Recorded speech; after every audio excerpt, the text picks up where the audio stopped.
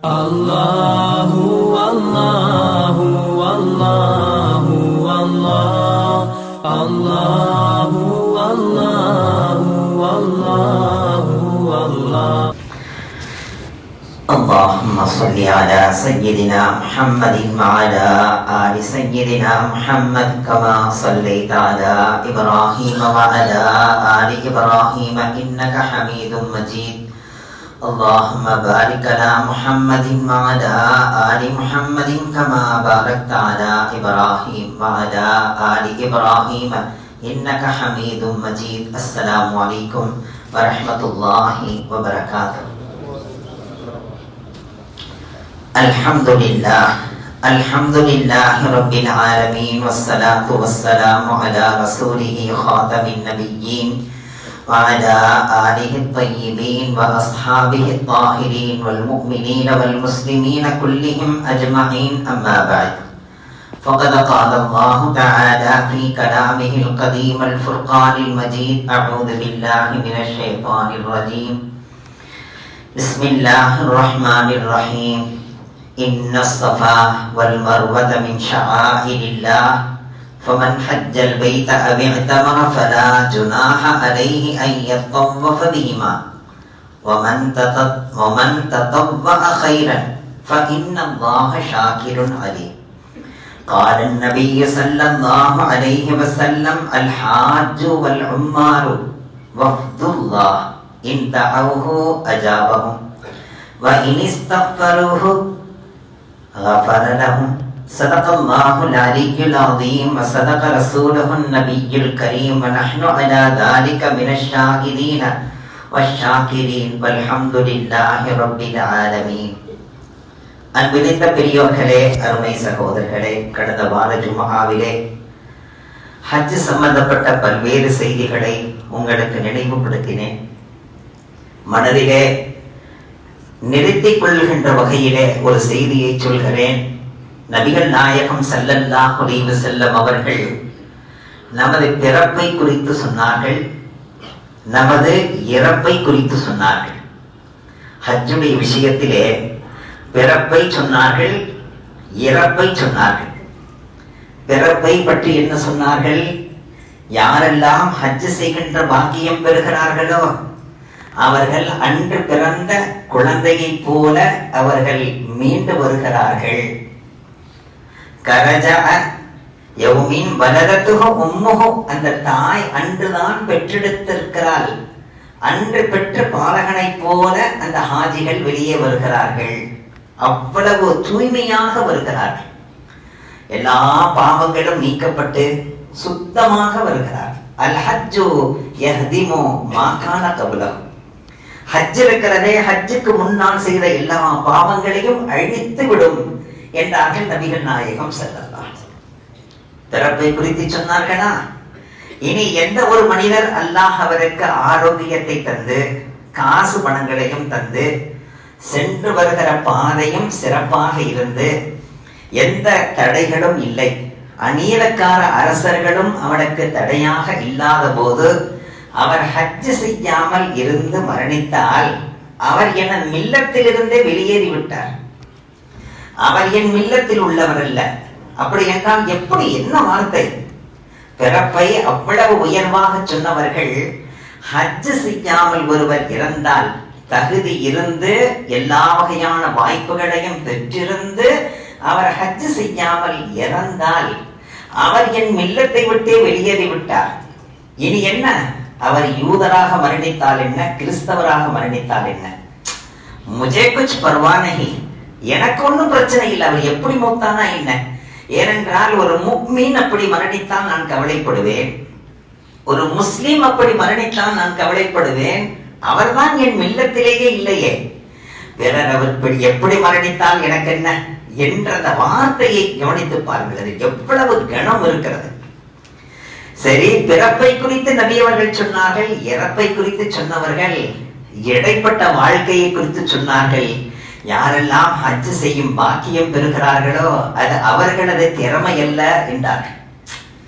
அது அவர்களுடைய யுக்தி அல்ல, அது அவர்களுடைய சிந்தனையோ அவர்களுடைய பணங்காசினுடைய பெருமையோ அல்லது நான் பெரிய வாய்ப்பை பெற்றவன் என்று இல்லை இல்லை, அது அல்லாஹ் தருகின்ற நசீபில் உள்ளது. அல்லாஹ் அந்த அந்த அல்லாஹ் தருகின்ற நசீபில் உள்ளது என்கிற அந்த வார்த்தை சாதாரணமான வார்த்தை அல்ல. दो कदम रखने भी ताकत नहीं मुझ में, मैं कहां जा रहा हूं, मैं ले जा रहा हूं என்று இரண்டு கால்களும் இல்லாத ஜப்பானி, சின்னது பலகை, அந்த பலகையின் கீழே சின்ன சக்கரம் இருக்கிறது, அந்த சக்கரத்திலே அமர்ந்திருக்கிறார். இரண்டு கைகளை கொண்டு உந்தி உந்தி வேகமாக போகிறார். ஹஜ்ரத் ஜுனைத் பக்தாதி ரஹ்மத்துல்லாஹி அலைஹி கேட்கிறார், கஹாं का रवानी है, इरादा कहां का है, எங்கே போய் கொண்டிருக்கிறீர்கள்? ஹஜ் का इरादा என்று. உடனே நம்ம வீட்டுல தங்கி இருந்து கொஞ்சம் வெயிலா இருக்கே, கொஞ்சம் ஆசுவாசமாயிட்டு போனா நான் உங்களை நானே கூட்டு போயிருவேனே. உடனே சொன்னார், 15 வருடங்கள் ஆகிவிட்டது வீட்டை விட்டு புறப்பட்டு. எத்தனை வருடங்கள்? 15 வருடங்கள் ஆகிவிட்டது என் வீட்டை விட்டு நான் புறப்பட்டு. நீங்கள் எல்லாம் வாகனம் வைத்திருப்பீர்கள், வருவீர்கள். எனக்கு எங்கே வாகனம்? இதுதான் வாகனம். நடந்து செல்வதற்கு கூட ரப்பு எனக்கு காலை தரவில்லை, அதையும் நான் கபூல் செய்து கொண்டேன். என் பித்தட்டிலே தேய்த்து கொண்டு நான் போகிறேன். ஆங்காங்கே ரப்பு தருகின்ற உணவை சாப்பிடுகிறேன். ஏதோ இன்னும் சில மாதங்கள் தான் இருக்கிறது, நான் அதற்குள்ளாக போய் சேர வேண்டும். என்னை விடுங்கள், உங்களிடத்தில் எல்லாம் தங்க முடியாது என்று அவர் சொன்ன அந்த வரிகள் தான் இது. दो कदम रखने भी ताकत नहीं मुझ में, मैं कहां जा रहा हूं, मैं ले जा रहा हूं. இரண்டு அடி எடுத்து வைப்பதற்கு கூட சக்தியற்றவனாக நான் இருக்கிறேன். நான் எங்கே போகிறேன்? நான் அழைத்து செல்லப்படுகிறேன், கொண்டு செல்லப்படுகிறேன் என்றார். உண்மையிலேயே ஹாஜிகள் கொண்டு செல்லப்படுகிறார். எனவே தான் ஹஜ் செய்கின்ற பாக்கியம் பெற்றவர்கள் அல்லாஹ்வின் விருந்தாளிகள். அழைப்பவன் அல்லாஹ், இவர்கள் விருந்தாளிகள். அப்படி என்றால் அவனது அழைப்புக்கு பதில் தந்து நாம் செல்லுகிறோம் என்றால் பாக்கியம் இல்லையா? எனவே தான் என்னிடத்தில் வந்த மெஹ்மான்கள் என்னிடத்தில் என்ன கேட்டாலும் நான் தந்து விடுவேன். இந்த அஜாபகம், என்ன துவா கேட்டாலும் அந்த துவாவை கபூலாக்குவேன். ரிஜெக்ட் என்பதே கிடையாது. இனி அவர்களுடைய பாவங்களுக்காக மன்னிப்பு கேட்டால் அவர்களை நான் மன்னிக்கவும் செய்தேன். அல்லாஹ் வாக்குறுதி தந்து விட்டார். அப்படி என்றால் ஹஜ் செய்தால் அந்த குழந்தை பிறந்ததை போல, அன்று பிறந்த பாலகனை போல. ஹஜ் செய்யாமல் இறந்தால் யூதராக கிறிஸ்தவராக, இரண்டுக்கு மத்தியிலே என் அழைப்பை ஏற்று வந்தால் அவர்கள் விருந்தாளிகள், நான் அழைப்பாளர். இந்த மூன்றையும் மனதில் வைத்துக் கொண்டு ஹஜ்ஜுக்காக நான் ரப்பிடத்திலே கேட்டுக்கொண்டே இருக்க வேண்டும். கடந்த வாரம் சொன்ன செய்திக்கு வருகிறேன். யாரெல்லாம் ஃபர்தான தொழுகைக்கு பிறகு ஒரு தடவையாவது தல்பியாவை சொல்லிக் கொள்வார்களோ அவர்களுக்கு ஹஜ் நசீபாகாமல் மரணம் வராது என்று நமக்கு சொல்லித் தருகிறார். ஒரு தடவை ஏற்கனவே ஹஜ் செய்தவர்கள் அவர்களும் ஓதிக்கொண்டால் மீண்டும் மீண்டும் அல்லாஹ் அழைப்பான். நாம் பார்க்கிறோம் அல்லவா, கோடி கோடியாக வைத்திருப்பார், ஹஜ் செய்திருக்க மாட்டார். முகலாய மன்னர்களுக்கு என்ன குறை இருந்தது? அல்லாஹ் அவர்களுக்கு கொட்டி கொடுத்திருந்தார். ஆனால் ஒருவர் கூட ஹஜ் செய்யவில்லை. காரணம் பயம். இங்கே சென்ற நேரத்தில் ஆட்சியை பிடித்துக் கொள்வார்களோ, அடுத்தவர்கள் யாரேனும் ஆக்கிரமிப்பித்துக் கொள்வார்களோ என்கிற பயம் இருந்தது. அல்லாஹ் அவர்களுக்கு அந்த நசீபை தரவில்லை. காரணம், இது பயத்தோடு சம்பந்தப்பட்டதல்ல, பாசத்தோடு சம்பந்தப்பட்ட, காதலோடு சம்பந்தப்பட்ட, இஷ்கோடு சம்பந்தப்பட்ட. எனவே தான் நீங்கள் ஹஜ் செய்யுங்கள், ஏழையாக மாட்டீர்கள் என்றார்கள் நபிகள் நாயகம் ஸல்லல்லாஹு அலைஹி வஸல்லம். मैंने हज किया, मेरे दुकान खो दिया, मैंने हज किया, मेरा व्यापार छोड़ दिया. இல்லை இல்லை, நான் ஹஜ் செய்தேன் என் வியாபாரம் வீணாகி விட்டது என்றோ, நான் ஹஜ் செய்தேன் என்னுடைய குடும்ப வாழ்க்கை வீணாகி விட்டது என்றோ, நான் ஹஜ் செய்தேன் நான் லாபங்களை இழந்து விட்டேன் என்றோ யாரையும் நான் சொல்ல வைக்க மாட்டேன். உங்களை நான் செல்வந்தனாக ஆக்குவேன். அல்லாஹ்வின் வாக்குறுதி. நினைத்து பார்க்கிறோம் பெரியவர்களே. முர்ஷித் ஆலம் ரஹ்மத்துல்லாஹி அலைஹி அவர்களிடத்திலே அவர்களது மாணவர்களில் ஒருவர் வந்து சொல்கிறார், ஹஜ்ரத் ஹஜ் கியா கரோ, மைனை இன்திசாம் கர்த்தா. நீங்க ஹஜ் செய்யுங்க, நான் உங்களுக்கு ஏற்பாடு செய்ய. என் மேல ஹஜ் கடமையே இல்லப்பா. நான் என்ன அந்த அளவுக்கு பெரிய செல்வந்தனா? நான் செல்வந்தனாக இருந்தால் என் பணத்தில் நான் ஹஜ் செய்ய வேண்டும். எனக்கு ரப்ப அந்த அளவுக்கு தரவில்லை. எனவே என் மீது கடமை இல்லாத ஒன்றை நீ எனப்பா கடமையாக்க பார்க்கிறாய். அன்று இரவு இந்த நிகழ்ச்சி நடந்த அந்த இரவிலே வைத்து நபிகள் நாயகம் ஸல்லல்லாஹு அலைஹி வஸல்லம் கனவிலே தரிசனம் தருகிறார். கேட்கிறார்கள், क्या आपसे हमसे मुलाकात करने के लिए आपको इरादा नहीं? क्या आपको हमसे मोहब्बत नहीं? என்ன நம்மள வந்து பார்க்கணும் உங்களுக்கு தோணலையா? நம்மளுடைய ரவுதாவுக்கு வரணும் தோணலையா? தவாஃப் செய்யணும்னு ஆசை இல்லையா என்று கேட்டார். யா ரசூலல்லாஹ், நான் அதற்கான எந்த வகையிலும் தகுதி இல்லாதவனாக இருக்கிறேனே, நான் எப்படி வர முடியும்? நபி அவர்கள் ஒரு வரி சொன்னார்கள், இன்திசாம் ஹோ ஜாயேகா, உங்களுக்கான ஏற்பாடு நடந்துவிடும். முர்ஷித் ஆலம் ரஹ்மத்துல்லாஹி சொல்கிறார்கள், நபி அவர்கள் சொன்ன அந்த ஒரு வரி 18 ஹஜ்ஜுகள் நான் செய்தேன் தொடர்ச்சியாக. எத்தனை ஹஜ்ஜுகள்? 18 ஹஜ்ஜுகள். இது நசீபா இல்லையா? இது நமது திறமை அல்ல, அல்லாஹ் நசீபாக்குவது. மதனி ரஹ்மத்துல்லாஹ், ஹுசைன் அஹ்மத் மதனி ரஹ்மத்துல்லாஹ் நவ்வரல்லாஹு மர்கதஹு, எப்படிப்பட்ட பெருந்தகைகள் இந்த நாட்டிலே வாழ்ந்து சென்றிருக்கிறார்கள் தெரியுமா? அவர்கள் விக்ர் செய்வதற்காக வேண்டி காட்டுக்குள்ளே ஒரு பள்ளி இருந்ததா. அந்த பள்ளியை இன்றும் பராமரித்திருக்கிறார்கள். இப்பொழுது அந்த காடு நகரம் போன்று ஆகிவிட்டது. அந்த பள்ளிக்குள்ளே அவர்கள் விக்ர் செய்தால் பள்ளியும் சேர்ந்து விக்ர் செய்யுமா? கிதாபில் எழுதுகிறார். அந்த பள்ளிக்கு வெளியில் இருக்கிற மரங்கள் எல்லாம் அதிலிருந்து சத்தங்கள் வருமா? லா இலாஹ இல்லல்லாஹ் என்றால் பள்ளியை ஆடுவது போன்று முரீதீன்கள் உணர்வார்கள். வெளியில இருக்கிற மரம் செடி கொடிகளில் இருந்தெல்லாம் லா இலாஹ இல்லல்லாஹ் சத்தம் வருகின்ற ஒரு உணர்வு ஏற்படுமா? அப்படிப்பட்ட பெருந்தகை ஹுசைன் அஹ்மத் மதனி ரஹ்மத்துல்லாஹ் அவர்கள் ஹஜ்ஜுடைய காலம் வந்து விட்டால், வருடம் ஹஜ்ஜுடைய காலம் வந்தால் அதை பற்றியே பிரஸ்தாபிக்கிறீர்களே ஹஸரத் என்று நீங்கள் கேட்கலாம். நிச்சயமாக பிரஸ்தாபிக்க வேண்டும், இல்லை என்றால் கல்விலிருந்து எடுபட்டு விடும். ஹுசைன் அஹ்மத் மதனி ரஹ்மத்துல்லாஹ் அவர்கள் ஹஜ்ஜுடைய காலம் வந்து விட்டால் அழுது கொண்டே இருப்பார்களாம். ஆஜ் हाजियों ने मिना जाकर रहेंगे, आज ने हाजियों ने अरफा में इकट्ठा जमा होकर रहेंगे, आज हाजियों ने तवाफ ज़ियारत करते रहेंगे. அங்க ஹாஜிகள் செய்வதை சொல்லி அழுது கொண்டிருப்பார்களாம். இன்று மினாவிலே எல்லோரும் ஒன்று கூடியிருப்பார்கள். யா அல்லாஹ், அவர்களுடைய துஆவை எல்லாம் கபூல் செய்தவள், அவர்களுக்கு எந்த அசம்பாவிதமும் ஏற்படாமல் பாதுகாத்து.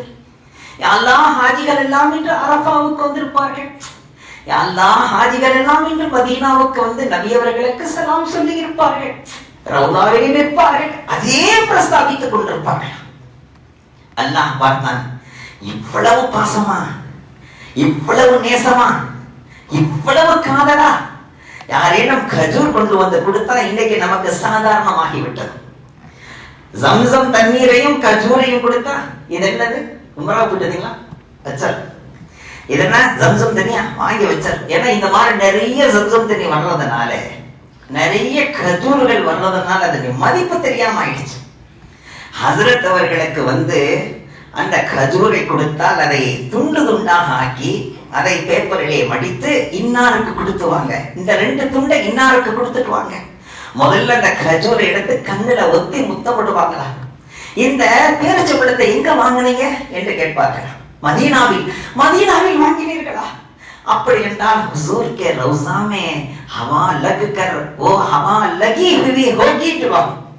நபி அவர்களுடைய ரவுதாவிலே காற்று பட்டு, அந்த காற்று இந்த மரத்தின் மீது பட்டு, அந்த கனிகள் மீது பட்டு வந்த கனிகளாக இருக்கலாம். முத்தமிடுவார்கள். பிறகு அதை துண்டு துண்டாக பிரித்து எல்லோருக்கும் தருவார்களாம். அவ்வளவு பாசம்.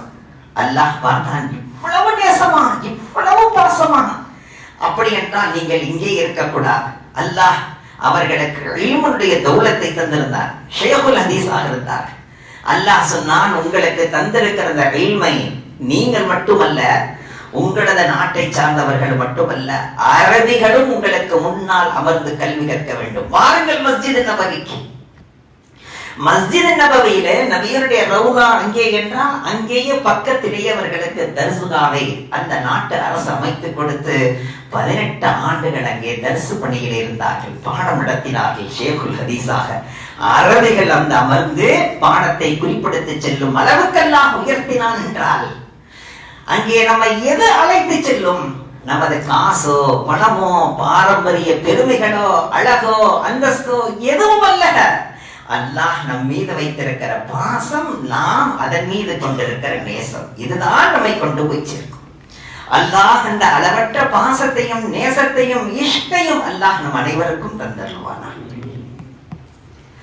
அன்பிருந்த பெரியவர்களே, அதிலே குறிப்பாக நாம் கவனிக்க வேண்டிய செய்திகள் என்று சில குறிப்பிட்ட செய்திகளை முதலில் தெரிந்து கொண்டு பிறகு சட்டங்கள் என்ன என்பதையும் தெரிந்து கொள்ளலாம் என்று சொல்லுகிறேன். அதிலே முதலாவது இஹ்ராம். அந்த இஹ்ராமை பற்றி கடந்த வாரம் மிக அழகாக பல செய்திகளை உங்களுக்கு முன்வைத்தேன். அந்த இஹ்ராம் என்ன தெரியுமா பெரியவர்களே? அல்லாஹ் நமக்கு மௌத்துக்கு முன்பாகவே மரணத்தை நினைத்துக் கொண்டிருப்பதற்காக தந்ததுதான் இஹ்ராம். என் தந்தை அவர்கள் எனக்கு இஹ்ராமை எடுத்து கொடுக்கிற போது அழுதார்கள், கண்ணீர் வடித்தார்கள். ஏன் அழுகிறீர்கள்? எவ்வளவு சந்தோஷமான நேரம், அழுகலாமா என்று.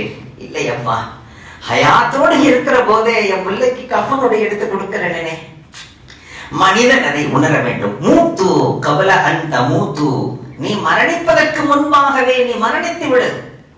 ஹாசிபு கபல அன்பு ஹாசபு, உனக்கு கேள்வி கேட்கப்படுகிற நாள் வருவதற்கு முன்பாகவே நீ உன்னையே நீ கேள்வி கேட்டுக் கொள் என்றார்கள் நபிகள் நாயகம் ஸல்லல்லாஹு. அந்த இஹ்ராமை உடுத்துகிற நேரத்தில் அந்த எண்ணம் வர வேண்டும். தைக்காத வெள்ளை உடையை உடுத்துகிறோம் என்றால் நான் கஃபனை உடுத்தி இருக்கிறேன், எனவே நான் இஹ்ராம் உடையை பாதுகாத்து வைத்து அதையே கஃபனுக்கு பயன்படுத்துகிற வளமை நம்மிடத்திலே இருக்கிறது. அந்த இஹ்ராம் துணியை ஜம்சம் தண்ணீரிலே முக்கி கொண்டு வந்து அதை அப்படியே காய வைத்து வைத்திருப்பார்கள். அதை கொண்டே கஃனிடுவார்கள். இதெல்லாம் இஷ்டில் சம்பந்தப்பட்டது. இப்படிதான் செய்யணுமா ஹஸரத்? இதெல்லாம் கூடுமா ஹஸரத்? ஒரு மனிதன் கூடும் கூடாது என்பது ஒரு பக்கம் இருக்க, இஷ்டு என்று ஒன்று இருக்கிறது பெரியவர்களே. அது வேறு வகையை சார்ந்தது. ஆனால் அதிலேயும் இஷ்டு என்று சொல்லி ஒரு ஹராமை ஹலாலாக்கி விடக்கூடாது, ஒரு ஹலாலை ஹராமாக்கி விடக்கூடாது. அந்த அதிகாரம் எவருக்குமே தரப்படவில்லை. ஒரு மனிதர் எனக்கு இஷ்டு இருக்கிறது, நபிமார்களின் மீது, வலிமார்களின் மீது, நல்லோர்கள் நாதாக்களின் மீது எனக்கு இஷ்டு இருக்கிறது என்று சொல்லி ஒரு ஹராமை செய்வதற்கு ஷரியத் அனுமதிக்குமா? ஒரு ஹலாலை நிராகரிப்பதற்கு அனுமதிக்குமா? ஹலால் பையினுன், அல் ஹலாலு பையினுன் வல் ஹராமு பையினுன் வமா பைனஹுமா முஷ்தபிஹாத்துன். நபிகள் நாயகம் ஸல்லல்லாஹு அலைஹி வஸல்லம் சொன்னார்கள், ஹலால் மிக தெளிவாக இருக்கிறது, ஹராம் மிக தெளிவாக இருக்கிறது, இரண்டுக்கும் மத்தியில் உள்ள பல்வேறு செய்திகள் சந்தேகத்துக்குரியதாக இருக்கிறது, கவனமாக இருங்கள் என்றார். எனவே எந்த ஒரு இஷ்கும் ஒரு ஹலாலை ஹராமாக்கி விடாது, ஹராமை ஹலாலாக்கி விடாது. ஹராமாக்கவும் கூடாது, ஹலால் ஆக்கவும் கூடாது. இரண்டுமே ரப்பினால் முடிவு செய்யப்பட்டது. எனவே இந்த இஷ்க் இருக்கிறது சாதாரணமானதல்ல பெரியவர்களே. நபிகள் நாயகம் ஸல்லல்லாஹு அலைஹி வஸல்லம் அவர்கள் சொல்கிறார்கள், என்ன அழகான வரலாற்று பின்னணியை சொல்கிறார்கள். ஹஜ்ஜுக்கு செல்கிறோமே, அமல்களிலேயே மிக லேசான அமல் ஹஜ்ஜு தான், உம்ரா தான். அதை அழைத்து செல்லுகின்ற போது பெரிய தொகை வாங்கிக் கொள்கிறார்கள் அல்லவா. எனவே அதை சாதாரணமா சொன்னா இதுக்குத்தானா இவ்வளவு வாங்குறீங்கன்னு கேட்டுருவாங்க. அதுக்காக வேண்டி அதை பிரமாண்டப்படுத்தி நாம் இப்பொழுது இஹ்ராமை உடுத்திக் கொண்டோம் இப்படி அப்படி சொல்லி அந்த ஹாஜிக்கு அல்லல்லா இங்க என்னடா செய்கிறது அப்படியே பயத்தை உண்டு பண்ணி அழைத்து சென்று மிக மிக லேசான அமல். கல்விலே கண்ணியம் இருக்க வேண்டும். ரப்பு என்ன சொல்கிறான் தெரியுமா? என்னுடைய ஆலயத்தை பற்றி பல விஷயங்களை நீ கேட்டிருக்கிறாயே, நேரடியாக வந்து பார்க்க வேண்டாமா? என் மீது நீ இவ்வளவு மஹப்பத்தாக இருக்கிறாயே, நேரடியாக வந்து நீ தமாம் செய்ய வேண்டாமா? நீ என்னுடைய அந்த மகிமை, என்னுடைய சுவனத்தினுடைய அந்த அழகான கல் ஹஜருல் அஸ்வத் கல்லை பற்றி இவ்வளவு கேள்விப்பட்டிருக்கிறாயே, அதை நேரடியாக வந்து முத்தமிட வேண்டாமா? அந்த சஃபா மர்வாவை பற்றி எல்லாம் நீ வரலாறை கேட்டிருக்கிறாயே, அதனை நீயும் அங்கே சஃபா மர்வாவிலே சென்று வர வேண்டாமா? அந்த செய்தியை கேட்டல் என்பது வேறு, செய்தி நடந்த இடத்திலேயே அந்த உணர்வோடு நடந்து வருதல் வேறல்லவா? அந்த மினாவை பற்றி கேட்டிருக்கிறாயே, அந்த மினாவினை தங்க வேண்டாமா? அந்த அரபாவிலே ஆதம் அலைஹிஸ்ஸலாத்து வஸ்ஸலாம் அவர்களையும் ஹவ்வாவையும் நாம் சந்திக்க வைத்தோமே, எவ்வளவு அழகான நிகழ்வு. அந்த நிகழ்வு நடந்த இடத்திலே நீயும் அங்கே இருந்து ஹஜ்ஜத்துல் வதாவிலே கடைசி ஹஜ்ஜிலே நபி அவர்கள் செய்த போதனைகள், அந்த போதனையும் உபதேசமும் நடந்த இடத்திலே வைத்து அந்த உபதேசங்கள் எல்லாம் உனது காதிலே வந்து விழ வேண்டாமா? அங்கே அரபாவிலே வைத்து அதெல்லாம் நினைவுக்கு வர வேண்டும். நபி அவர்கள் இங்கு வைத்துதானே இந்த துஆவை செய்தார்கள், இங்கு வைத்துதானே இந்த பிரசங்கம் செய்தார்கள். அந்தந்த இடத்திலே மினாவிலே கற்கள் எரிகிறோம் என்றால் வரலாறு மனதிலே வர வேண்டும். இந்த ஷைத்தான் தானே ஹஜ்ரத் இப்ராஹிம் அலைஹிஸ்ஸலாத்து வஸ்ஸலாம் அவர்களே குர்பானி கொடுப்பதற்காக செல்லும் போது தடுத்தவன் என்ற எண்ணத்தோடு எரிந்தால், இந்த ஷைத்தான் தான் என்னை ஃபஜ்ருக்கு எந்திரிக்கவே விட மாட்டான், இந்த ஷைத்தான் தான் எனக்கு தர்மம் செய்யவே விட மாட்டான், இந்த ஷைத்தான் தான் என் வாழ்க்கையில விளையாடுறான், என்னுடைய உள்ளத்தை கெடுக்கிறவன் இவன் தான், நல்லவன் செய்ய விடாம தடுக்கிறவன் இவன் தான். எல்லாமே அங்க வந்து ஞாபகத்துக்கு வரும். இங்கே அவனை பற்றி கேள்விப்பட்டிருக்கிறோம், அவனுக்காக அங்கே எரிகின்ற இடத்திலேயே வந்து எரிகிற போது எப்படி இருக்கும்? இப்படியாக ஒவ்வொரு இடத்தை பற்றி அறிந்து அந்த நிகழ்வு நடந்த இடத்திலேயே சென்று தங்குவதற்கு பெயர் தான் ஹஜ். मिना में ठहरने का नाम हज है, अरफा में ठहरने का नाम हज है, मुज़दलिफा में सोने का नाम ठहरने का नाम हज है. हज என்பது என்ன? அந்த புனித ஸ்தலங்களிலே தங்கி அந்த புனித ஸ்தலங்களிலே நடந்த நிகழ்வை உள்வாங்கி உணர்வுகள் பெற்று வருவதற்கு பெயர் தான் ஹஜ். எனவே நான் மினாவுக்கென தனி அமல்கள் எதுவும் கிடையாது, அரபாவுக்கென தனி அமல்கள் எதுவும் கிடையாது, முஸ்தலிஃபாவிலே தனி அமல்கள் கிடையாது. அமல்கள் இல்லை என்பதற்காக அமல் செய்யாமல் செல்போனை நோண்டவும் கூடாது. அல்லாஹ் நம்மை பாதுகாக்க வேண்டும். ஏனென்றால் அதை அங்கே பார்க்கலாம். எந்த அமலும் தனிப்பட்ட முறையில் இல்லை என்று அவர்கள் கையில் எடுத்துக் கொள்கிறார்கள், அல்லது அரசியல் பேச தொடங்கி விடுகிறார்கள், தனது குடும்ப பிரச்சனைகளை எல்லாம் பேச ஆரம்பித்து விடுகிறார்கள். அதற்குரிய இடமும் அல்ல. ஹஜ்ரத் இப்ராஹிம் அலைஹிஸ்ஸலாத்தின் தியாகத்தை உள்வாங்க வேண்டிய இடம் அது. அரபாவை பெருவெளியிலே ஹஜ்ரத் பாபா ஆதம் அலைஹிஸ்ஸலாத்து வஸ்ஸலாம் அவர்களை எவ்வளவு நெருக்கமாக வைத்திருந்தான். நீ உலகத்துக்கு போய்விடு என்று சொல்லிவிட்டான். அல்லாஹ் நினைத்தால் நெருக்கமாகவும் வைக்கலாம், தூரமாகவும் ஆக்கலாம். எந்த நேரமும் அல்லாஹ் எதையும் செய்யலாம். நல்ல நிலையில் பொசிஷனில் இருந்தவன் திடீரென கீழே வந்து விடுவான், ஒன்றுமே இல்லாதவன் திடீரென மேலே வந்து விடுவான். இது அல்லாஹ்வின் ஏற்பாடு. அதை அங்கே அரபாவிலே வைத்து உணர வேண்டும். கிட்டத்தட்ட 200 ஆண்டுகள் அழுது அழுது அழுது கண்கள் எல்லாம் பூத்து போய்விட்டது. அல்லாஹ்விடத்திலே தௌபா செய்து 40 ஹஜ்ஜுகள் செய்தார்கள். ஹஜ்ரத் பாபா ஆதம் அலைஹிஸ்ஸலாத்து வஸ்ஸலாம் அவர்கள் ஹவ்வாவை சந்தித்த நேரத்தில் எப்படி இருந்திருக்கும்? ஒரு கணவன் மனைவிக்கு மத்தியில் உள்ள உள்ஃபத்தை அங்கே வைத்து புரிந்து கொள்ள வேண்டும். அதற்காக அந்த இடத்தை பயன்படுத்த வேண்டும். மணிக்கணக்காக 4 மணி நேரம் துஆ செய்வார்களாம். நபிகள் நாயகம் ஸல்லல்லாஹு அலைஹி வஸல்லம் அழுவார்களாம். அழுது கொண்டே இருக்கும் போது திடீரென சிரித்தார்கள். யார சொல்லலாம் அழுது கொண்டிருந்தீர்கள், திடீரென சிரிக்கிறீர்கள்? இல்லை, ஷைத்தானின் கண்களுக்கு தெரிந்தான். மண்ணள்ளி தலையிலே போட்டுக் கொள்வதை பார்த்தேன். ஏனென்றால் அரபா பெருவெளியிலே வந்தவர்கள் அனைவருடைய ஹஜ்ஜையும் கபூல் செய்து விட்டான் அல்லாஹ். அதை அவனால் தாங்கிக் கொள்ள முடியாமல் மண்ணள்ளி தலையில் போடுவதை நான் பார்த்தேன். சிரிப்பு வந்து விட்டது என்றார். அந்த எண்ணம் அங்கே வர வேண்டும், துஆவிலே இருக்க வேண்டும். ரப்பு என்ன சொல்கிறானோ அதையெல்லாம் செய்கிற தன்மை வர வேண்டும் என்பதற்காகத்தான் அங்கே பைத்துல்லாஹ்விலே அல்லாஹ்வின் வீட்டிலே இருக்கிற போது 1,00,000 நன்மை கிடைக்கிற போது அல்லாஹ் சொல்கிறான், கர் छोड़ दो, வீட்டை விடுங்க, வீட்டை விடுங்கள், மினாவிலே டென்ட்டிலே போய் தங்குங்கள் என்கிறான். நமது வாழ்க்கையிலையும் வீட்டை விடுங்கள், மினா டென்ட்டிலே தங்குங்கள் என்று தங்கிய அனுபவம் இருந்தால் வாழ்க்கையிலே எந்த நிலை வந்தாலும் அதை ஏற்கும் தன்மை வர வேண்டும் என்பதற்காக கர் छोड़ दो, அங்கே வாங்க. மினாவிலே தங்கி இருந்தவர்களை அங்கிருந்து செல்லுங்கள் அரபாவுக்கு. எந்த வகையான முகடும் இல்லாத இடத்துக்கு போங்க. பகலெல்லாம் கடுமையான வெயில், அதிலே அவன் கியாமத்தை சந்திக்க வேண்டும். அங்கே ஹஷ்ரை பார்க்க வேண்டும். மஹ்ஷர் எப்பொழுது நிகழுமோ, கியாமத் எப்பொழுது நிகழுமோ என்று இருக்கிறான். இல்லை இல்லை, அதை இங்கேயும் பார்க்கலாம் அப்பா, கியாமத்தை பார்க்கலாம். யா நஃப்ஸி யா நஃப்ஸி, அவருக்கு கிடைச்ச தயிர், அவருக்கு கிடைச்ச மோர் இப்படி மறைச்சுக்கிட்டு இருக்காரு. எங்கே பார்த்தால் கேட்டு விடுவார்கள் என்று அல்லாஹ் சொல்லுகின்றான். ஹதீஸிலே வருகிறது, கியாம நாளையிலே மஹ்ஷர் வெளியிலே தந்தை ஓடுவார், மகனை பார்த்து ஏதாவது கேட்டுருவாங்க. மகன் ஓடுவான், தந்தை ஏதேனும் கேட்டு விடுவாரோ என்று. இங்கே ஒரு ஹாஜியை பார்த்து இன்னொரு ஹாஜி ஓடுகிறார். எங்கே ஹாஜி பார்த்தால் ஏதாவது கேட்டு விடுவார்களோ, கேட்டே விட்டார். எங்க 2 வச்சிருக்கீங்க, ஒண்ணு கொடுங்க, அங்க கொடுத்துட்டு இருக்காங்க, போய் வாங்குங்க. உங்களுக்கு நான் கொடுத்துட்டு அப்புறம் நான் பின்னால போக முடியாது. அங்கே எப்படி எல்லோரும் யானப்சி கையிலே கரன்சி இருக்கிறது, ஒண்ணுக்கும் உதவாது. அல்லாஹ் குர்ஆனிலே சொல்கிறான், கியாம நாளையிலே மஹ்ஷர் வெளி மைதானத்திலே காசு கொடுத்து ஏதேனும் காரியம் சாதிக்க முடியும் என்று நினைக்கிறாயா? அதற்கங்கே வாய்ப்பில்லை. யாரேனும் சிபாரிசு செய்து காரியத்தை முடித்துக் கொள்ளலாம் என்று நினைக்கிறாயா? அதற்கங்கே வாய்ப்பில்லை. உன்னுடைய நஃப்ஸை நீதான் பாதுகாக்க வேண்டும். யா நஃப்ஸி யா நஃப்ஸி என்ற காலத்தை இங்கேயே பார்க்கலாம் என்று அல்லாஹ் இங்கேயே வைத்திருக்கிறார். எனவேதான் ஹஜ் என்கிற சூரா இருக்கிறது குர்ஆனில். ஹஜ், அந்த ஹஜ் என்கிற சூறாவிலே ஹஜ்ஜை பற்றி தானே தொடங்க வேண்டும். அல்லாஹ் ஹஜ்ஜை பற்றி தொடங்காமல் அல்லாஹ் கியாமத்தை பற்றி தொடங்குகிறார். கியாமத்தை பற்றி சொல்கிறார். தொடக்க ஆயத்தை இன்ன ஸல்ஸலத்தஸ் ஸாஅத்தி ஷைஉன் அஸீம் யௌம தரவுனஹா தத்ஹலு குல்லு முர்லிஅத்தின் அம்மா அர்தஅத்.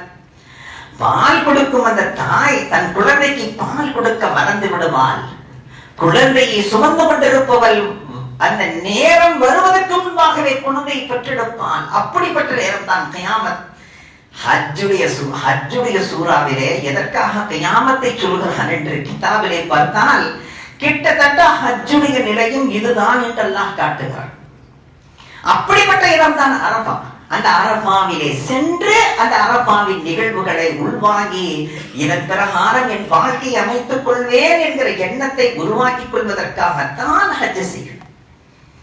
ஒருவர் கேட்டார், எல்லோருமே சுற்றுவதாக இருந்தால் இப்படித்தானே சுற்றுவாங்க, ஆனா ஹஜ்ஜில மட்டும் கஅபாவை அந்த பச்சை விளக்கை பார்த்து கீழே இருக்கும் ஹஜ்ருல் அஸ்வத் கல், அந்த ஹஜ்ருல் அஸ்வத் கல்லை முத்தமிடுகிறோம்.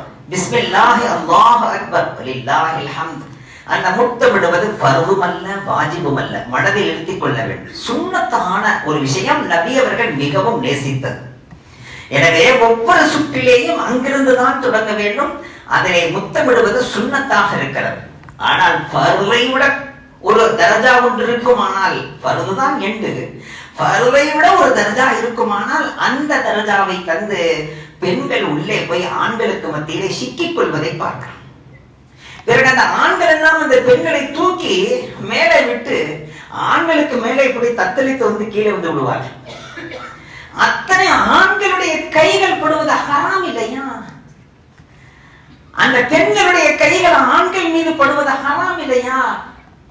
எனவேதான் நபி அவர்கள் தூரத்திலிருந்து கையை காட்டி முத்தமிட்டால் போதும் என்றார். அந்த ஹஜ்ருல் அஸ்வத் கல்லை முத்தமிடுகிறோம். ஹஜ்ரத் உமரை பார்த்து சொன்னார்கள் ரலியல்லாஹு அன்ஹு, உமரே நீங்க ரொம்ப ஸ்ட்ராங்கான ஆளு, எதையுமே நபி அவர்கள் சொல்லாம விடலை. உமரே நீங்க ரொம்ப ஸ்ட்ராங்கான ஆளு, ஹஜ்ருல் அஸ்வத் கல்ல முத்தமிடன்னு உள்ள போனீங்கன்னா நிறைய பேருக்கு கஷ்டமா போகும். அதனால நீங்க முயற்சி எல்லாம் எடுக்காதீங்க, உள்ள போய் யாருக்கு சிரமம் தராதீங்க, தூரத்துல இருந்து அப்படியே கையை காட்டி முத்தமிடுங்க, அதுவே உங்களுக்கு போதுமானதுன்னு சொன்னாங்க. ஹஜ்ரத் உமருக்கு சொன்ன உபதேசம் தான் நமக்கும். அந்த பெண்கள் தூரத்திலிருந்து முத்தமிட்டால் போதுமானது. நபி அவர்கள் அதை விட ரொம்ப ஸ்டைலா கையில அசா வச்சிருப்பாங்க. அந்த அசாவை காட்டி அசாவை முத்தமிட்டு போய்கிட்டே இருப்பாங்க. நபி அவர்கள் இந்த அளவுக்கு லேசானது என்று காட்டுவதற்காக அப்படி செஞ்சாங்க. என்னங்க குச்சியை போடுவாங்க, முத்தமிடுவாங்க. ரொம்ப லேசான ஒரு விஷயத்தை கஷ்டமாக்கிக்காதீங்கன்னு காட்டுறாங்க. சரி, அங்கே மட்டும் இப்படி சுத்தாமல் அங்கே முத்தமிட்டு விட்டு இப்படியே சுத்துகிறோம். ஏன் அப்படி சுத்துகிறோம் என்று கேட்டார். அதற்காக வேண்டிய கிதாபுகளை புரட்டிய போதுதான் தெரிந்தது, நமது கல்வி இருக்கிறதே கஅபாவுக்கு பக்கத்தில் இருக்கிறதா. இப்படி சுத்தினால் கல்வி இங்கே இருக்குமா? இங்கே கல்வி இல்லை. கஅபா இங்கே இருந்தால் இப்படி சுத்த ஆரம்பித்தார். எனவேதான் இப்படி சுத்து. உன் கல்வி எந்த நேரத்திலும் கஅபாவோடு தான் இணைந்திருக்க வேண்டும். சுபு ஷாம் தோபர் ராத் தின் ஹர் வக்த் ஹமா வக்த், எல்லா நேரங்களும் நொடிகளும் உன் கல்வும் கஅபாவும் இணைந்திருக்க வேண்டும். அதற்காகத்தான் இப்படி. ஏன்னா கல்வி பக்கத்தில் இருக்கலாம். அது என்னங்க 7 தடவை சுத்தலாம், ஏன் 8 தடவை வரல, ஏன் 6 தடவை வரல என்று கேட்டார். அதற்காக வேண்டி புரட்டினேன். பார்த்தால் வாரத்தின் 7 நாட்கள் வாரத்தின் 7 நாட்களை வைத்துத்தான் மாதங்கள், அதை வைத்துத்தான் வருடங்கள். அத்துணை நாட்களும் நீ அல்லாஹ்வோடு தான் தொடர்பில் இருக்க வேண்டும். அதை கட்டிடமாக நினைக்காதே, அது பிறகு கட்டப்பட்டது. உண்மையிலேயே அல்லாஹ்வுடைய தஜல்லி விழுந்து கொண்டிருக்கிறது, அல்லாஹ்வுடைய அருள் ஜோதி விழுந்து கொண்டிருக்கிறது. அதைத்தான் நான் தவாப் செய்கின்றேன். நான் கட்டிடத்தை தவாப் செய்யவில்லை. 7 நாட்கள், அந்த 7 நாட்களும் உனக்குத்தான். அந்த 7 நாட்களினால் உருவாகும் மாதம் அனைத்தும் உனக்குத்தான். அந்த மாதங்களினால் உருவாகும் வருடம் அனைத்தும் உனக்குத்தான். இரவும் உனக்குத்தான், பகலும் உனக்குத்தான். இந்த எண்ணம் வரும். அதற்காகத்தான் அல்லாஹ் வானத்தை 7ஆக, பூமியை 7ஆக, கடல் திடல் அனைத்தையும் 7ஆக படைத்திருக்க. நினைத்து பார்க்கிறோம், எவ்வளவு பெரிய பாக்கியம். இந்த தல்பியா இருக்கிறது அல்லவா, இந்த தல்பியாவை சொல்லுவதிலே எவ்வளவு ஆனந்தம் பெரியவர்கள். நபியவர்கள் தல்பியாவை சொல்லிக் கொண்டே இருப்பார்களாம். மேட்டிலே ஏறினால் தல்பியாவை சொல்லுங்கள், கீழே இறங்கினால் தல்பியாவை சொல்லுங்கள், உங்களது வாகனத்தை பார்த்தால் தல்பியாவை சொல்லுங்கள், தல்பியாவை சொல்லிக் கொண்டே இருங்கள். பத்தன்று ஷைத்தானுக்கு கல் எறிகிற நேரத்தில் நிறுத்தி விடுங்கள். அதுவரையிலும் தல்பியாவை சொல்லுங்கள் என்றார். இந்த தல்பியா என்ன தெரியுமா பெரியவர்களே? நூஹ் அலைஹிஸ்ஸலாத்து வஸ்ஸலாம் அவர்களிடத்தில் அல்லாஹ் ஒப்படைக்காத வேலையை அவர்களது தலைமுறையில் 9வது தலைமுறையில் வந்த ஹஜ்ரத் இப்ராஹிம் அலைஹிஸ்ஸலாத்து வஸ்ஸலாம் அவர்களுக்கு அல்லாஹ் பொறுப்பை தருகிறான். நீங்களும் உங்களது மகனும் சேர்ந்து காபாவை கட்டுங்கள். காபாவை கட்டி முடித்த பிறகு ரப்பிடத்திலே சொன்னார்கள், யா அல்லாஹ், நீ எப்படி கட்ட சொன்னாயோ அப்படி நான் கட்டினேனா தெரியவில்லை, ஆனால் ஏதோ என்னால் முடிந்ததை செய்திருக்கிறேன், அதை நீ கபூல் செய்வாயா? ரப்பனா தகப்பல் மின்னா இன்னக அன்தஸ் ஸமீஉல் அலீம். துஆ செய்தார். துஆ செய்த பிறகு ரப்பிடத்திலே அடுத்து நான் என்ன செய்ய வேண்டும் ரப்பே என்று கேட்டார்கள். அல்லாஹ் சொன்னான், இப்ராஹிமே அழைப்பு கொடுங்கள், இங்கே அல்லாஹ்வின் ஆலயம் கட்டப்பட்டு விட்டது, அனைவரும் வந்து ஹஜ் செய்யுங்கள், உங்கள் மீது ஹஜ் கடமையாக இருக்கிறது என்று சொல்லுங்கள். அல்லாஹ் என்ன இங்கே நின்று சொல்லுகிறாய், யாருக்கு போய் சேரும்?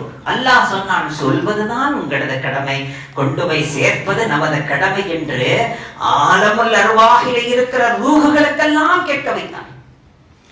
அந்த ரூஹுகள் எல்லாம் லப்பைக் என்று சொன்னன. நபி அவர்கள் சொன்னார்கள், யாரெல்லாம் லப்பைக் என்று சொன்னார்களோ அவர்களுக்கெல்லாம் ஹஜ் நசீபாகிவிடும், உம்ரா நசீபாகிவிடும். எத்தனை தடவை லப்பை லப்பை லப்பை என்றால் 3 தடவை.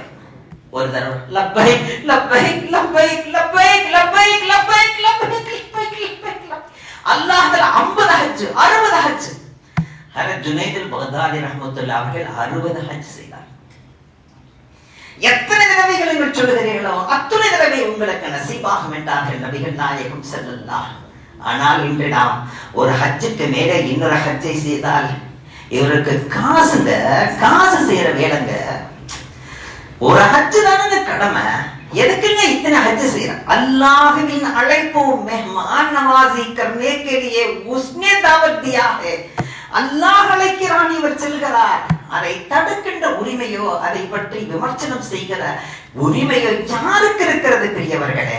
எத்தனை ஹஜ்ஜாக இருந்தாலும் அல்லாஹ்வின் அழைப்பு, அந்த அழைப்புக்கு அவர் அங்கே பதில் தருகிறார் என்றால் அது எவ்வளவு பெரிய பாக்கியம். அந்த தல்பியாவை நாம் சொல்லிக்கொண்டே இருக்க வேண்டும், சொல்லிக்கொண்டே இருக்க வேண்டும். அதற்கு முன்னோட்டமாக இஷ்ராக் தொழுகையை நாம் தொழ வேண்டும். நாம் தான் ஃபஜ்ர் தொழுகையை வேகமா ஓடிடுறோமே. ஃபஜ்ர் தொழுத பிறகு கொஞ்ச நேரம் உட்கார்ந்து திக்ல இருந்து எவ்வளவு அழகான ஒரு காலம் கழிந்தது. ஆனால் அதை பார்க்க முடியவில்லை. ஓதி திக்ரெல்லாம் செய்துவிட்டு இஷ்ராக்குடைய நேரம் வந்த பிறகு 2 ரக்காத்தை தொழுது கொள்ளுங்கள். அது மப்ரூரான மக்பூலான ஹஜ்ஜின் நன்மையை தரும். பிறகு அல்லாஹ் சொல்வான், இந்த ஹஜ்ஜை பெறுவதற்காகத்தானே இப்படி நீ தொழுகின்றாய், உனக்கு நேரடியாகவே அங்கே அழைப்பு தருகிறேன், வந்துவிடு, நீ நேரடியாக தவாப் செய்த ஹஜ்ஜை முடி என்று அல்லாஹ் அந்த அருளையும் தந்து விடுவான். இனி நாம் தெரிந்து கொள்ள வேண்டியது தவாஃப் இருக்கிறது, மகாம் இப்ராஹிம் இருக்கிறது, சபை இருக்கிறது, அதனுடைய தத்துவங்களை எல்லாம் புரிந்து கொள்ள வேண்டி இருக்கிறது. வரக்கூடிய வாரத்திலே நினைவுபடுத்துவேன். வல்ல ரஹ்மான் சொன்னதை கொண்டும் கேட்டதை கொண்டும் அமல் செய்யும் பாக்கியத்தை எனக்கும் உங்களுக்கும் வாரி வாரி வழங்கிடுமானார். அஸ்ஸலாமு அலைக்கும் வரஹ்மத்துல்லாஹி வபரகாத்துஹு.